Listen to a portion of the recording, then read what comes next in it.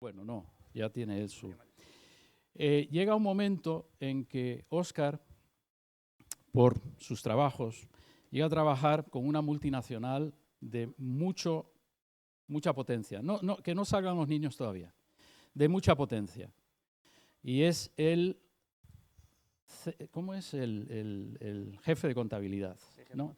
Jefe de contabilidad.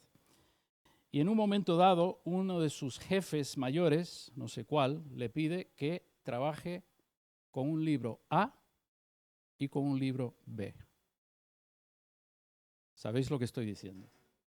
En España hablamos de A, eso es lo que tú le enseñas a Hacienda, y B, eso es la realidad de lo que tú estás contratando. Es un jefe que te lo está diciendo, que va en contra de los valores de la compañía. Y este hombre dijo, yo no puedo hacer eso. ¿Cómo que no puedes hacer esto? Si te lo estoy diciendo yo, que soy era solo tu jefe, pero era el jefe. Y el hombre decía, ¿y qué hago? Pues estuvimos orando y él bajo presión. Y al final echaron a este hombre. ¿No? Pero porque él fue fiel, no por él fue echado el hombre. Pero lo que quiero decir es que te encuentras en una situación donde se pone en jaque tus principios como creyente, y él es un ejemplo de una persona que no se derritió ante ello, sino que estuvo fiel, siendo fiel a lo que el Señor le había dicho y a la honestidad. Y el Señor se encargó de fusilar, bueno, no fusilar, pero de que el otro perdiese el trabajo. Así que te habla una persona que cuando te va a comentar algo es una persona íntegra. Vamos a orar por él y luego los niños y los adolescentes pueden salir.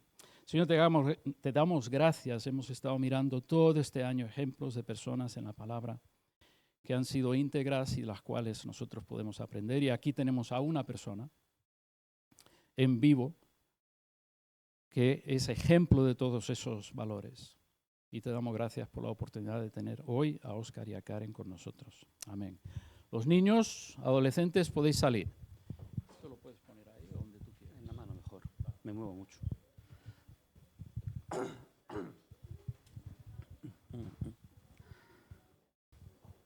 Me encanta esto, ¿sabes? ¿Esto lleva hecho cuántos años? Por ahí. O sea, no es un diseño siglo XXI, ¿vale? Es un diseño siglo XX. Y yo estaba por aquí cuando esto se diseñó. ¿Y sabes por qué me gusta? Es una imagen que la puedes interpretar de muchas maneras o da muchas sensaciones. Una es que parece un cuaderno.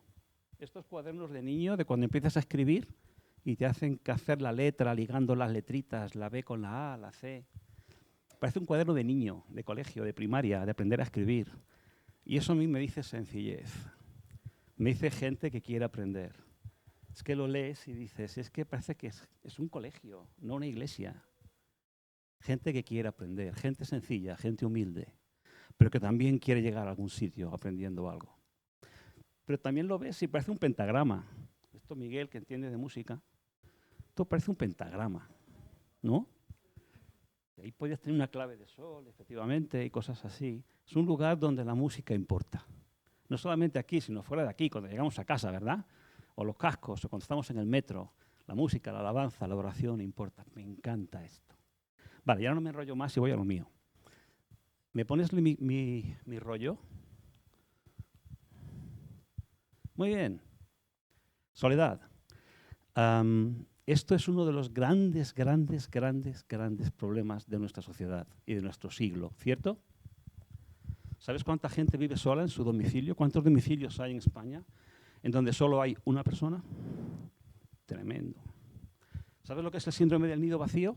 Cuando los niños se van y aparece la mascota. Hay 7 mascotas por cada niño en este país. La soledad es un gran problema. Yo hago a lo mejor de ello un pequeño chiste, ¿vale? Pero lo que hay detrás Es muy duro. Y cuando te haces mayor, y yo tengo 63. No estoy ahí, pero me queda muy poquito. Aunque con 63, hace 30 años, era mayor, ¿no? La soledad es un gran problema. Un gran problema. Cuando te sientes muy abandonado. Y no solamente porque eres mayor. ¿Se puede ser joven y estar solo? Sí. Altos niveles de suicidio. ¿Por qué? Entre los jóvenes. ¿Por qué? No lo sé. Vale. Vamos con la siguiente. Vale. Tengo aquí un cacharro. Conecto esto. Que me ha dado Ismael. No es lo mismo estar solo que estar a solas, ¿verdad que no? Hay una diferencia. 2 fotos. Voy a hacer una encuesta rápida. ¿Quiénes creéis, levantar la mano, quiénes creéis que la chica con la mano en la boca está sola? Nadie. 2. ¿Quiénes creéis que realmente es que está a solas, pero no está sola? Nadie. ¿Y el chico? ¿Cuántos creéis que realmente es que se siente solo? Vale. ¿Y cuántos creéis que simplemente está en su casa a solas, mirando por la ventana, totalmente relajado, pero no es que se sienta solo? Vale. Como veis, simplemente observando a una persona es muy difícil saber si está solo o no, ¿verdad que no? Es muy difícil. Hay muchas causas, hay varias causas para la soledad, y sobre todo entre nosotros, entre cristianos. El pecado y la separación de Dios es una causa de soledad. El pecado crea una barrera entre nosotros y Dios que genera una soledad espiritual. Isaías 59:2 dice así: pero vuestras iniquidades han hecho división entre vosotros y vuestro Dios, y vuestros pecados han hecho ocultar de vosotros su rostro para no oíros.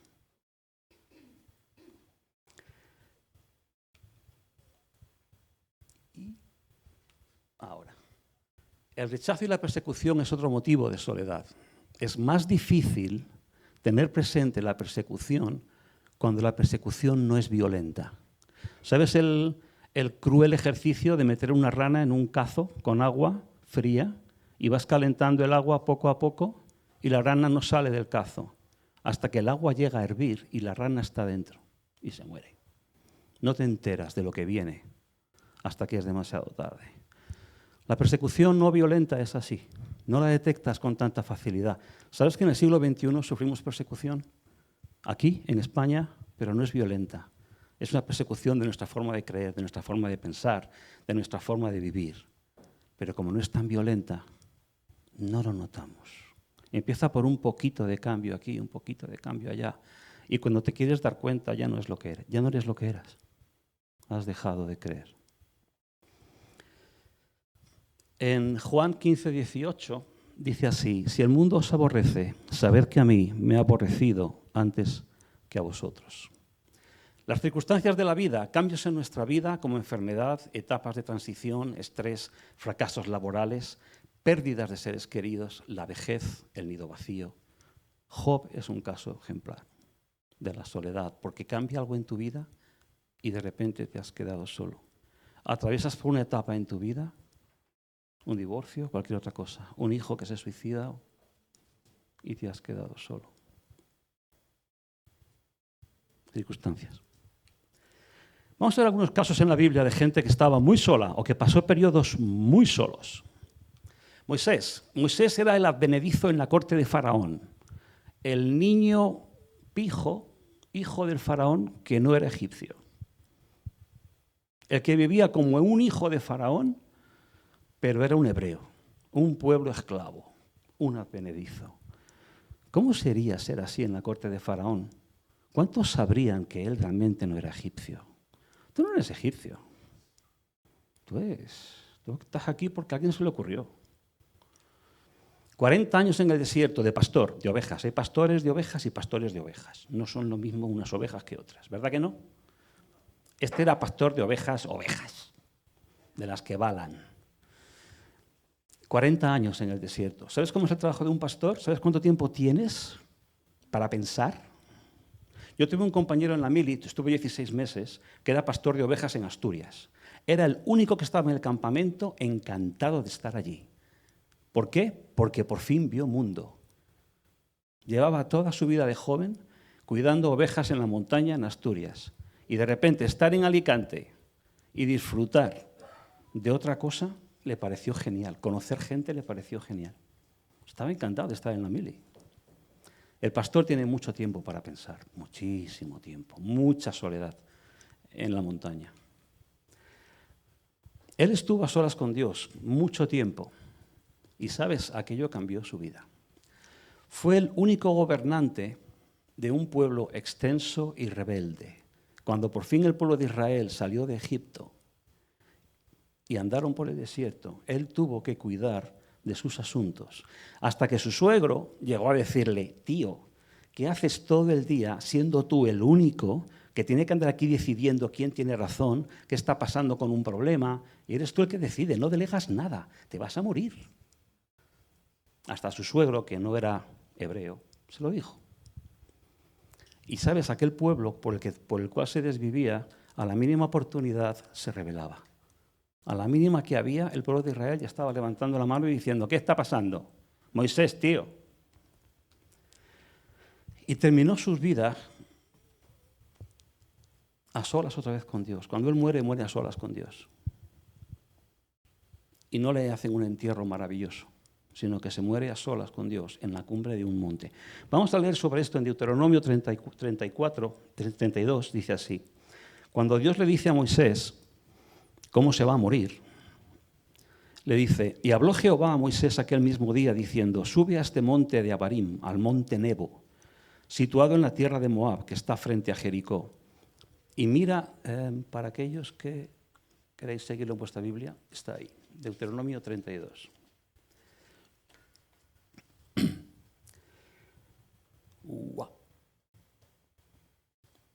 Eso es, al monte Nebo, situado en la tierra de Moab, que está frente a Jericó. Y mira la tierra de Canaán, que yo doy por heredad a los hijos de Israel. Y muere en el monte al cual subes. Y sé unido a tu pueblo, así como murió Aarón, tu hermano, en el monte Hor, y también fue unido a su pueblo.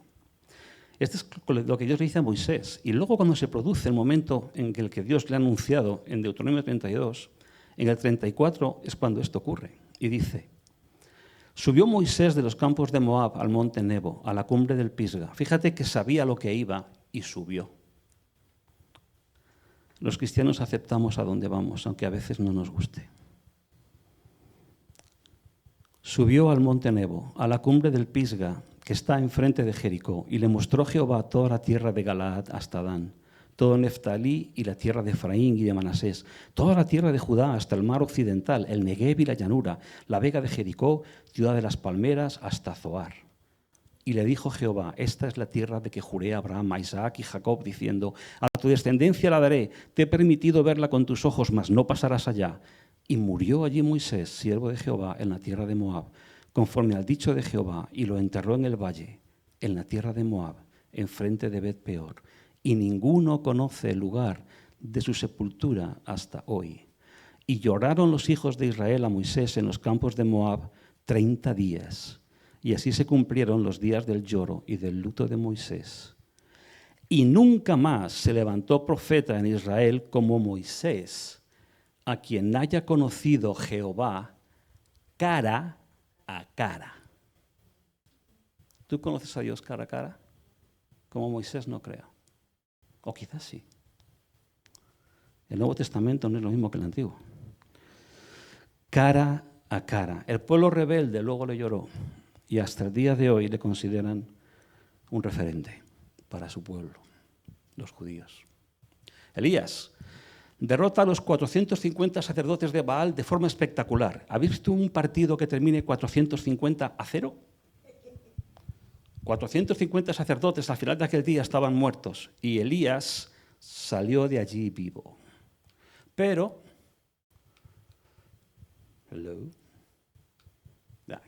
la reina Jezabel juró matarle. Y Elías, a pesar de haber dado un palizón a los demás, huye un día entero por el desierto. Acaba en una cueva en el monte Horeb, donde encuentra el camino a seguir a solas con Dios. Elías no tuvo un momento de revelación cuando triunfó sobre los 450 sacerdotes de Baal. No, el momento de revelación lo tuvo cuando estaba a solas con Dios. Después de un día de andar por el desierto y metido en una cueva, muerto de miedo. En Primera de Reyes 19 describe muy bien cómo fue aquello en la cueva. Caminó 40 días y 40 noches hasta Horeb, el monte de Dios, y allí se metió en una cueva donde pasó la noche, y vino a él palabra de Jehová, el cual le dijo: ¿qué haces aquí, Elías? Él respondió: he sentido un vivo celo por Jehová, Dios de los ejércitos, porque los hijos de Israel han dejado tu pacto, han derribado tus altares y han matado a espada a tus profetas, y solo yo he quedado y me buscan para quitarme la vida. Y él le dijo: sal fuera y ponte en el monte delante de Jehová. Y he aquí que Jehová que pasaba, y un grande poderoso viento que rompía los montes y quebraba las peñas delante de Jehová, pero Jehová no estaba en el viento. Y tras el viento un terremoto, pero Jehová no estaba en el terremoto. Y tras el terremoto un fuego, pero Jehová no estaba en el fuego. Y tras el fuego un silbo apacible y delicado. Y cuando lo oyó Elías, cubrió su rostro con su manto y se salió, y se puso a la puerta de la cueva. Y he aquí vino a él una voz diciendo: ¿qué haces aquí, Elías? Él respondió: he sentido un vivo celo por Jehová, Dios de los ejércitos, porque los hijos de Israel han dejado tu pacto, han derribado tus altares y han matado a espada a tus profetas. Y solo yo he quedado y me buscan para quitarme la vida. ¿Te das cuenta que el diálogo le hace la misma pregunta 2 veces? ¿Y qué hace Elías? Responde lo mismo 2 veces. A la misma pregunta, misma respuesta. Me recuerda el diálogo de Jesús con Pedro, cuando Jesús había resucitado y le dijo a Pedro: Pedro, ¿tú me amas? ¿Tú me amas? Es muy parecido. Dios es muy así, ¿verdad? Dios te ha hecho muchas veces la misma pregunta y le ha dicho la misma respuesta. Piensa que después de la segunda pregunta puede que te quiera decir algo. Y le dijo Dios: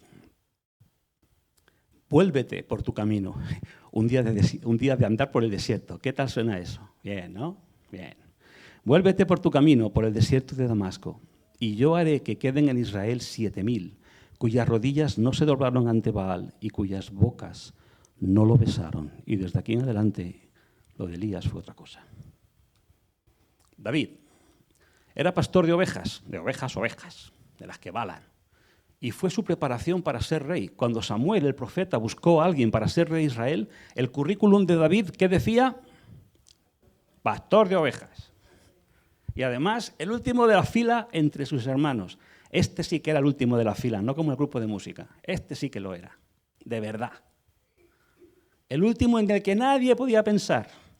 Y sin embargo, por el tiempo que pasó con Dios, cuidando ovejas y hablando con Él, y quizás cantándole y componiendo canciones, quizás el más preparado.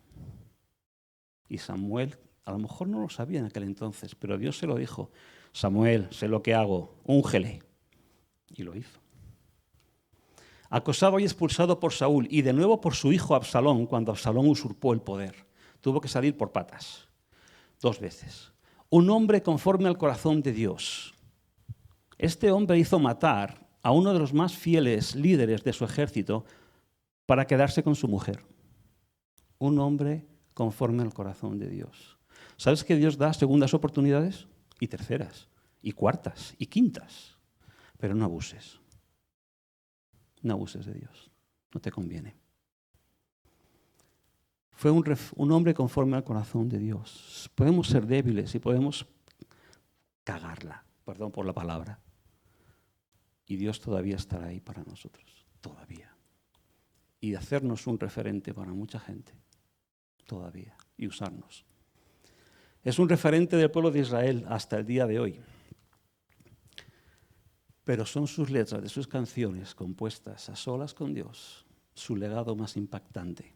Y vamos a ver en el libro de los Salmos algunos textos, algunas canciones de David, o por lo menos de los músicos que trabajaban con David, porque esto de la música es algo grupal, ¿no, Miguel? Hay grupos que componen juntos, ¿no? Los Beatles componía John Lennon y componía también Paul McCartney. Bueno, vamos a ver partes de los Salmos donde él habla de la soledad, de su soledad. Dice en Salmos 142:4, mira a mi diestra y observa, pues no hay quien me quiera conocer. No tengo refugio, ni hay quien cuide de mi vida. Y en Salmo 68 dice, Padre de huérfanos y defensor de viudas, es Dios en su santa morada. ¿Los huérfanos y las viudas sufren de soledad? Yo creo que sí, y mucho. Padre de huérfanos y defensor de viudas, es Dios. Y dice que es Dios no en sus ratos libres, no, en su santa morada. Cuando está haciendo ¿de qué? De Dios. Cuando Dios se dedica a ser Dios, ¿a qué se dedica? A ser padre de huérfanos y protector de viudas. Es parte de su descripción de puesto de trabajo, muy importante. Dios cuida de la gente que está sola. Es muy importante para Él. El Salmo 71 dice así, no me deseches en el tiempo de la vejez, cuando mi fuerza se acabare, no me desampares. Y el Salmo 102, este me encanta. Parece que David fuese ornitólogo. Soy semejante al pelícano del desierto. ¿Hay pelícanos en el desierto? Si estos pájaros viven de comer peces. ¿Qué es el pelícano del desierto? Es como, ¿has estado alguna vez en una reunión donde te sientes el bicho raro? Como que no deberías de estar ahí. Como, ¿qué hago yo aquí? ¿Por qué estoy aquí? Y estar más solo que la una, metido en esa circunstancia, en esa reunión o en lo que sea. Ese es el pelícano en el desierto. Eres el pelícano en el desierto. Quizás no deberías de estar ahí. No te corresponde estar ahí y te sientes solo. Y la última frase me encanta. Dice, soy como el búho de las soledades. Y dice, soy como el pájaro solitario sobre el tejado. Poético, ¿eh? Soy el pájaro solitario en el tejado. David era así de inteligente. Él relata muy bien la soledad. Rápidamente, vamos con Job. Perdió a sus hijos, perdió a su medio de vida y su salud. Su mujer se burlaba de él y de su fe. Sus mejores amigos pensaban que todo era culpa suya. Encontró respuestas llegando a conocer a Dios, hablando a solas con Él, pero sin tener una respuesta de por qué pasó todo aquello. Y vamos a ver cómo describe esto Job, él mismo, cómo describe a dónde llegó él a estar. Dice así Job 19, hizo alejar de mí a mis hermanos y mis conocidos, como extraños se apartaron de mí. Mis parientes se detuvieron y mis conocidos se olvidaron de mí. Los moradores de mi casa y mis criadas me tuvieron por extraño. Forastero fui yo a sus ojos. Llamé a mi siervo y no respondió. De mi propia boca le suplicaba. Mi aliento vino a ser extraño a mi mujer, aunque por los hijos de mis entrañas le rogaba. Aún los muchachos me menospreciaron. Al levantarme hablaban contra mí. Todos mis íntimos amigos me aborrecieron, y lo más duro, y los que yo amaba se volvieron contra mí. ¿Te ha ocurrido que gente que tú amas se vuelven contra ti? Eso es soledad, ¿eh? Eso es soledad.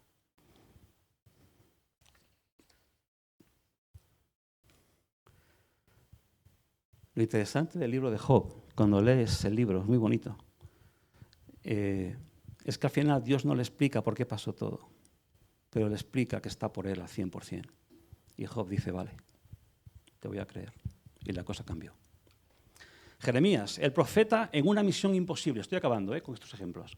Su misión como profeta le separó del pueblo al que quería salvar. Fue abandonado en una cisterna por su pueblo y el que le sacó de allí ni siquiera era un hebreo. Apoyó la reforma de Josías, un rey valiente, que sin embargo esa reforma no cambió el pueblo. Vivió el fin de Judá, su nación, la muerte y deportación de los suyos.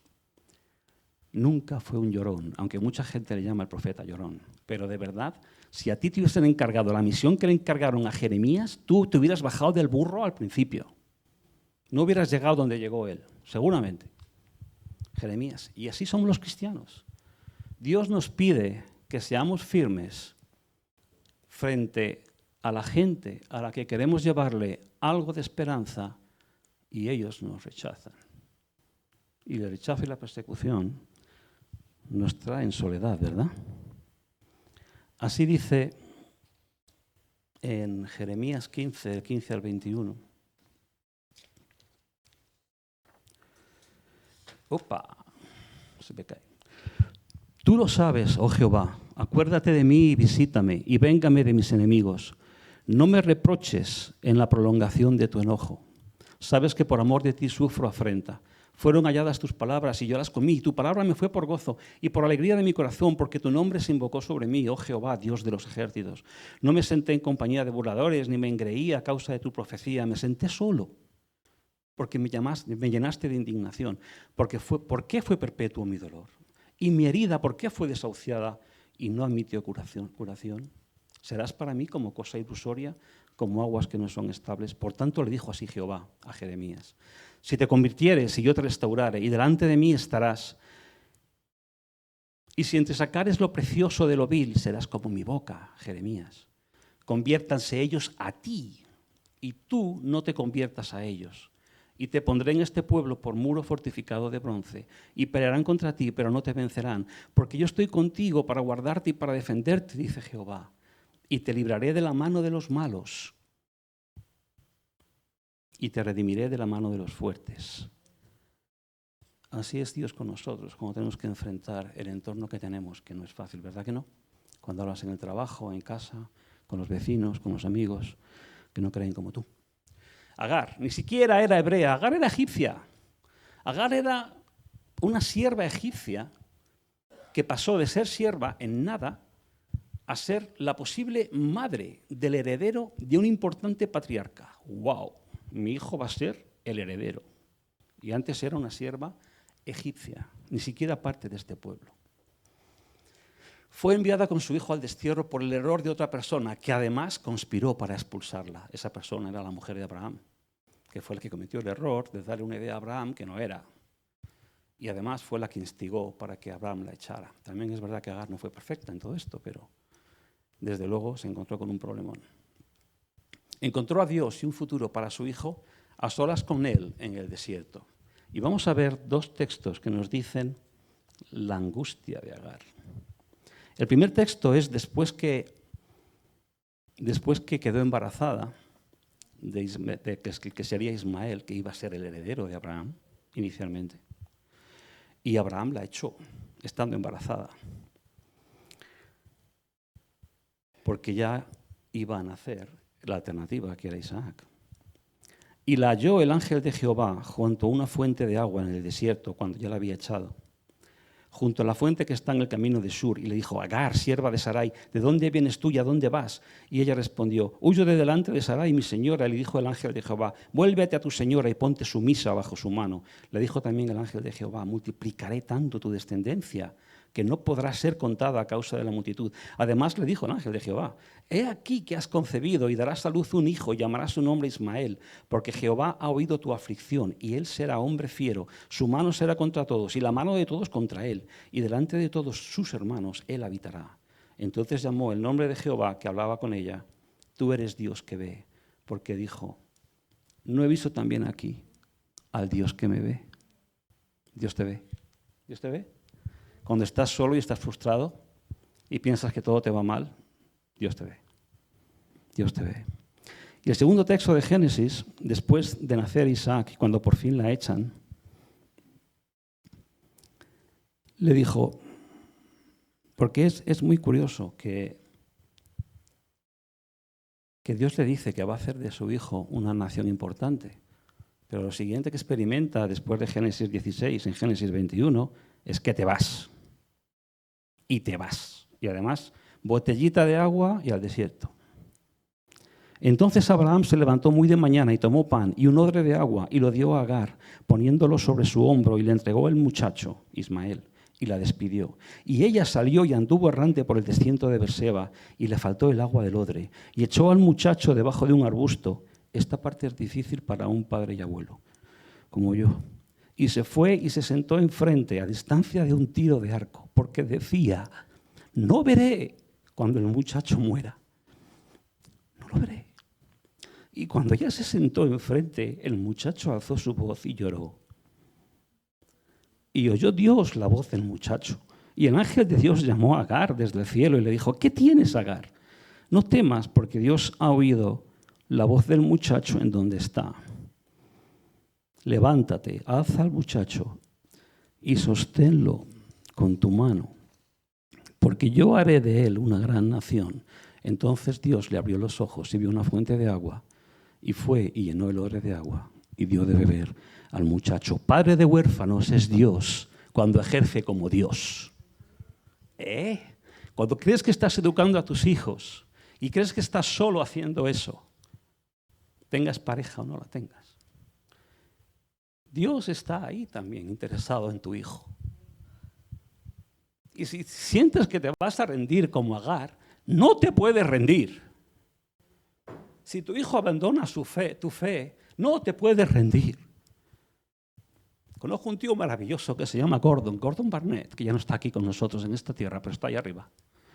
Y su madre luchó por este hombre toda su vida. Y este hombre, ya muy mayor, llegó a donde su madre confiaba que iba a llegar. Y llegó, porque su madre no se rindió, y Dios menos que ella. No podemos rendirnos a nuestra soledad con nuestros hijos que queremos educar cuando las cosas no van bien. Y finalmente, el gran ejemplo, Jesús. Toda su vida se basaba en hacer lo que vaya a hacer al Padre. Creó una cuadrilla de discípulos diferentes, pero con un íntimo vínculo común. Su vida es una montaña rusa de momentos vibrantes en público, la entrada en Jerusalén y 1000 cosas más. Y otros a solas con el Padre o con sus discípulos. Se quedó solo en el momento cumbre de su vida. Y vamos a ver cómo 2 discípulos de él escriben en los evangelios de la parte alta y la parte baja de su vida como Mesías. Juan dice: respondió entonces Jesús y les dijo: de cierto os digo, hablando a los discípulos, no puede el Hijo hacer nada por sí mismo, sino lo que ve hacer al Padre, porque todo lo que el Padre hace, también lo hace el Hijo igualmente. Porque el Padre ama al Hijo y le muestra todas las cosas que Él hace, y mayores obras que estas le mostrará, de modo que vosotros os maravilléis. Porque como el Padre levanta a los muertos y les da vida, así también el Hijo a los que quiere da vida. ¿Sabes que Jesús era el único ser humano que siguió con el cordón umbilical después de salir de María? No es físico, ¿vale? Es espiritual. ¿Sabes que los niños... Acabo de tener una nieta en el mes de mayo, la segunda, el segundo nieto. Y cuando estaba con mi hija Rebeca dentro, nuestra hija Rebeca dentro, Rebeca estaba continuamente alimentándola. Y continuamente el cuerpo de Rebeca hacía que el cuerpo de África, que es como se llama, estuviera a la temperatura correcta y alimentada correctamente y protegida contra todo tipo de enfermedades e infecciones. Cuando Rebeca salió del cuerpo cuando África salió del cuerpo de Rebeca y se cortó el cordón umbilical, le costaba mantener la temperatura, le costaba mantener muchas cosas. Cristo mantenía todo lo que tenía que mantener en su vida, porque había un cordón umbilical espiritual entre el Padre y el Hijo, que no se cortó durante su vida. En Juan 17 dice así: he manifestado cuando oró por sus discípulos antes de marcharse y ascender a los cielos en su última oración. Bueno, no, esto fue antes de ser arrestado y ser crucificado. Su última oración en Getsemaní dijo: he manifestado tu nombre a los hombres que del mundo me diste. Tuyos eran y me los diste y han guardado tu palabra. Ahora han conocido que todas las cosas que me has dado proceden de ti, porque las palabras que me diste las he dado. Y ellos la recibieron y han conocido verdaderamente que salí de ti y han creído que tú me enviaste. Y ruego por ellos, no ruego por el mundo, sino por los que me diste, porque tuyos son. Y todo lo mío es tuyo y lo tuyo mío. Y he sido glorificado en ellos y ya no estoy en el mundo. Mas estos están en el mundo y yo voy a ti. Padre Santo, a los que me has dado, guárdalos en tu nombre para que sean uno, así como nosotros. Lo de Jesús y el Padre es increíble. Esto es Jesús en estado puro, señores. Esto es el poder de Jesús. ¿De dónde viene? Esta es la batería de litio que alimenta el poder de Jesús. Y en el último versículo de Mateo, una descripción de cómo fue la cruz y cómo se veía la cruz, cómo veía Jesús desde la cruz, lo que estaba pasando a su alrededor y lo que pasaba dentro de él. Entonces crucificaron con él a 2 ladrones, uno a la derecha y otro a la izquierda. Y los que pasaban le injuriaban, meneando la cabeza y diciendo: tú que derribas el templo y en 3 días lo reedificas, sálvate a ti mismo. Si eres hijo de Dios, desciende de la cruz. De esta manera también los principales sacerdotes, escarneciéndole con los escribas y los fariseos y los ancianos, decían: a otro salvó a sí mismo. A sí mismo no se puede salvar. Si él es rey de Israel, descienda ahora de la cruz y creeremos en él. Confió en Dios, libérele ahora si quiere, porque ha dicho, soy hijo de Dios. Lo mismo le injuriaban también los ladrones que estaban crucificados con él. Y desde la hora sexta hubo tinieblas sobre toda la tierra hasta la hora novena. Y cerca de la hora novena, Jesús clamó a gran voz, diciendo, Eli, Eli, lama sabactani. Dios mío, ¿por qué me has desamparado? Tú lees esto después de los 2 versículos anteriores. Esto es la soledad absoluta. Toda mi vida he confiado en ti. Toda mi vida has estado conmigo. Hemos hecho cosas juntos, grandes. Todo mi sentido de estar aquí es tú y yo. Eli, Eli, ¿dónde estás? Es la soledad absoluta. La respuesta de Dios a la soledad se basa en 2 ejes, como si fuese una cruz. Nuestro vínculo a solas con Jesús y con el Padre, igual que para Jesús, la soledad, en la soledad, el Padre era su gran apoyo. Y también nuestro vínculo con el cuerpo de Cristo. Tengo un cuñado, de los 4 cuñados que tengo, que dice que hay cristianos que son eventuales, que viven de evento en evento. Están esperando la siguiente campaña. Están esperando la siguiente actividad, o retiro, o congreso, o algo. Predicador que viene a hablar un día especial de no sé qué país. Y él los llama cristianos eventuales, que están como decayendo, y de repente una campaña, ¡up!, y cogen aire. Pero realmente tenemos que ser cristianos no eventuales, no esperando, no ir de domingo en domingo. Tenemos que vivir cada día con ese cordón umbilical que tenía Jesús con el Padre. Necesitamos eso, porque sin el primer eje de nuestro vínculo con el Padre, ¿sabes lo que pasa? Que el segundo eje no funciona. No funciona. Hay gente a la que la iglesia no llega, porque ese vínculo con el Padre es imposible conectarlo. Necesitamos ese vínculo. Hay una causa más de soledad, y estoy terminando, que es creada por nuestro tiempo. Es una cosa de nuestro tiempo. Es la soledad ideológica, por cuestiones políticas, cuestiones sociales, cuestiones económicas y, por supuesto, cuestiones religiosas. Todo se mezcla. Y lo que voy a contar a continuación es un texto que no es palabra de Dios, pero lo leí en un ensayo sobre nuestro tiempo, en un periódico. Dice así, tómalo como quieras, ¿vale? No son palabras de Dios esto, pero es un texto que me parece muy interesante. Digiérelo por tu lado. Los orígenes del totalitarismo no se encuentran en la maquinación de los cerebros, sino en la soledad de los corazones. El verdadero problema que acecha a nuestros chavales, a nuestros jóvenes, no es ideológico, sino emocional, porque la generación conectada es una generación aislada. El aislamiento puede sembrar en el corazón humano una necesidad desmedida de encontrar cobijo en relatos grupales que nos nutran de la protección de un grupo. Las redes sociales aíslan al tiempo que exacerban, motivan, impulsan, empujan el apetito de nuestra identidad. ¿Quiénes somos? El joven que establece una identidad radical, no deliberativa, no dialogante, con sus ideas políticas, se condena a vivir en un estado de alerta permanente y de acomplejada susceptibilidad, porque tomará la menor crítica a sus argumentos, que quizás copió la semana pasada de Internet, como una agresión existencial a su identidad. Ser adulto significa aceptar el diálogo con quien puede desafiar nuestros postulados. Y esa actitud, que llamamos moderada, no tiene nada de cobarde. Más bien exige el valor que solo concede una identidad propia, bien ubicada, fuera de la ideología comunal. Y yo diría más bien más allá, porque es imposible no vivir en comunidad. Es imposible no formar parte de un grupo.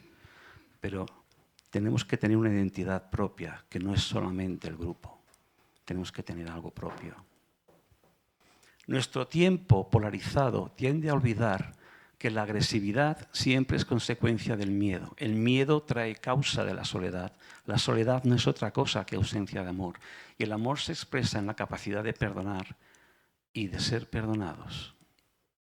Anhelada experiencia liberadora que perseguimos sin saberlo bajo los adoquines arrojados en las estériles peleas divisivas que nos dicta fríamente el algoritmo de la red. Perdón por el párrafo final, me parece un poco cursi. Pero las palabras en rojo, en un texto que no es un texto escrito por un evangélico ni un creyente, donde mezclas agresividad, miedo, soledad, amor y perdón, me hace pensar que la solución a la soledad tiene mucho que ver con lo que dice la Biblia, tiene mucho que ver con lo que dice Dios, tiene mucho que ver con lo que nosotros creemos. Tenemos un mensaje para la gente que está sola, tenemos soluciones para la gente que está sola. Y como decíamos, la respuesta de Dios a la soledad se basa en dos ejes. Nuestro vínculo a solas con Jesús y con el Padre, vital. Ahí empieza todo. Y nuestro vínculo con el cuerpo de Cristo. Y Dios está en tu soledad, sea por lo que sea que la sufres. Yo tomo 5 pastillas todos los días. Tuve un ictus hace 10 años por un estrés desmedido, en el que aquel señor allí sentado, que es vuestro pastor, me dijo, o paras o te va a dar algo, tío. Bueno, me dijo más seriamente, estás engañando a tu mujer con tu trabajo. Le quieres más que a ella. Y tiene razón. Desde aquel ictus hace mucho tiempo tomo 5 pastillas diarias. Es lo que se llama medicina crónica. ¿Sabes lo que es el Padre? El Padre es crónico. Te morirás con el amor del Padre. Esas medicinas puede que no me sanen, pero estarán conmigo toda mi vida y me ayudarán toda mi vida a ir hasta el final y no morirme mañana. El Padre es crónico. Como esas medicinas las tengo todos los días por obra y gracia de la Seguridad Social, tendrás al Padre en tu soledad todos los días de tu vida hasta la vejez y más allá, porque Él es así. El currículum vitae de Dios es cuidar de los suyos y especialmente de los huérfanos y las viudas y los que están solos en su poder y en su trono. Y vamos a escuchar una canción. Está en inglés, pero tiene subtítulos en español y habla un poco de eso, de cuando oras y después que terminas de orar, tu problema sigue estando ahí. ¿Sabes qué? Dios también sigue estando ahí. Y puede que en esa vez no te respondió, pero no te bajes del burro. Sé como Jeremías, ve más adelante, ve más adelante. ¿Enchufas eso?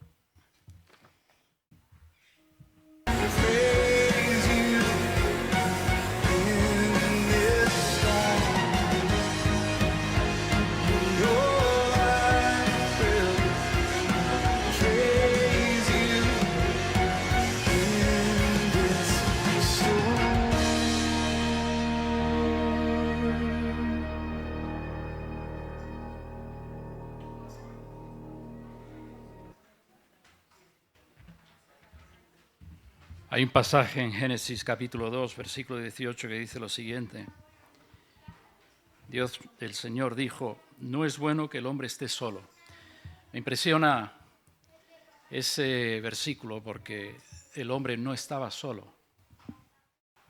Dios estaba con él y anduvo con él todas las tardes.